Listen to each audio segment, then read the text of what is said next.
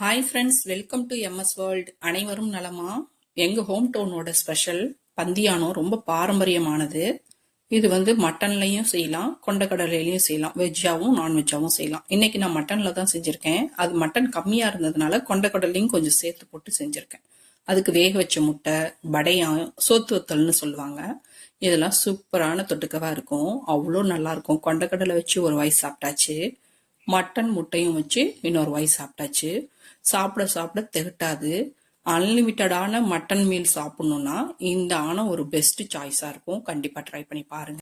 Oil நார்மலா சேர்க்கிறத விட கொஞ்சம் அதிகமா சேர்த்து 3 பெரிய சைஸ் பட்டை, 4 கிராம்பு பொரிய விட்டு, 1 டீஸ்பூன் அளவுக்கு சீரகம், 1 டீஸ்பூன் அளவுக்கு வெந்தயம் நல்லா பொரிய விட்டு, பெரிய சைஸ் பல்லாரி வெங்காயம் 4 ஸ்லைஸா கட் பண்ணதை நல்லா பொன்னிறமா வதக்கி விட்டு, 1/2 டீஸ்பூன் மஞ்சள் தூள், 1 டேபிள் ஸ்பூன் மிளகாத்தூள் நல்லா மிக்ஸ் பண்ணி விடணும். மிளகாத்தூளை இப்படி வெங்காயத்தோடு வணக்கும் போது, எண்ணெயிலேயே வதக்கும் போது இந்த ஆணத்துக்கு நல்லா கலர் கொடுக்கும். அதுக்காக தான். மஞ்சள் தூள் தண்ணியில கரைச்சி சேர்த்துக்குவாங்க. அது ரொம்ப ஆத்தென்டிக்கான மெத்தட். அது போலவும் செய்யலாம். இப்போ மிளகாத்தூள் போட்டு 2 நிமிஷம் ஆனதும் 4 தக்காளி பழம் கட் பண்ணி வச்சிருக்கேன், அதையும் சேர்த்து வணக்கி கொடுக்குறேன். தக்காளி ரொம்ப மசிய தேவையில்லை. தக்காளிக்கு தேவையான அளவு இப்போ கொஞ்சம் உப்பு சேர்த்துக்கிறேன். நல்லா மிக்ஸ் பண்ணி விட்டுட்டு 1/4 கிலோ மட்டன் வாஷ் பண்ணி வச்சிருக்கேன், அதையும் சேர்த்து நல்லா மிக்ஸ் பண்ணி விடுறேன்.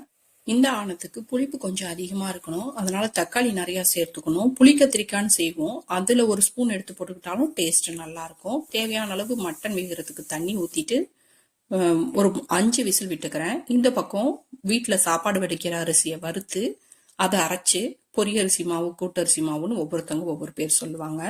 இது கொஞ்சமா லிமிட்டடா கரைச்சி வச்சுக்கணும். சும்மா 1 டேபிள் ஸ்பூன் அளவுக்கு நான் கரைச்சி வச்சிருக்கேன். ரொம்ப நிறைய போட்டு கரைச்சி வச்சுக்கிட்டோம்னா ஆணம் ரொம்ப தடிமனா இருக்கும், நல்லாவே இருக்காது.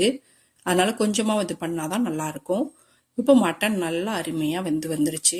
இன்னைக்கு நான் கொண்டக்கடலையும் சேர்த்து செய்கிறேன். அதனால ஓவர் நைட் ஊற வச்சிருந்தேன். ஊற வச்சுட்டு 2 விசில் தனியா விட்டு எடுத்து வச்சுட்டேன். அதையும் மிக்ஸ் பண்ணிக்கிறேன். கரைச்சி வச்சிருந்த அரிசி மாவையும் கலந்துட்டு, எவ்வளோ நமக்கு ஆணம் தேவைப்படுதோ அவ்வளோ தண்ணி சேர்த்துக்கலாம். சேர்த்துட்டு உப்பு மட்டும் அட்ஜஸ்ட் பண்ணிக்கணும் தண்ணி சேர்க்கறதுனால.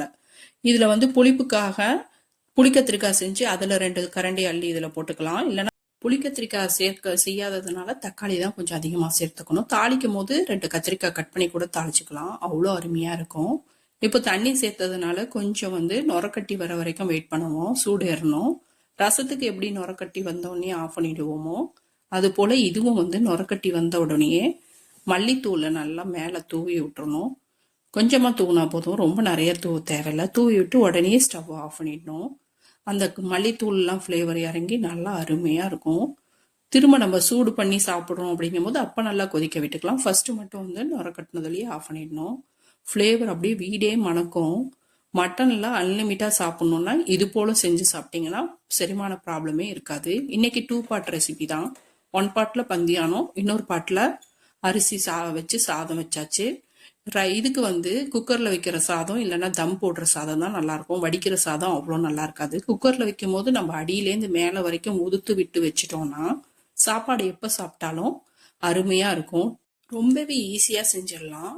டேஸ்டும் அட்டகாசமா இருக்கும். கண்டிப்பா ட்ரை பண்ணி பாருங்க. உங்களோட ஃபீட்பேக்கை கமெண்ட்ல மறக்காம சொல்லுங்க.